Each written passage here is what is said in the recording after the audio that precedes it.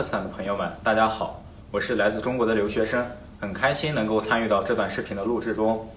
共和国日就要到了，祝哈萨克斯坦人民共和国日快乐，也希望哈萨克斯坦越来越好。祝愿大家在接下来的日子里天天开心，生活愉快。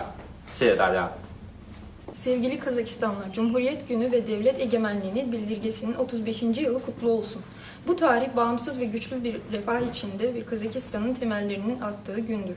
Bugün gururla söyleyebiliriz ki Kazakistan'ın kültürel mirası, ekonomik istikrarı ve geleneklerine bağlılığıyla modern bir devlete dönüşmüştür.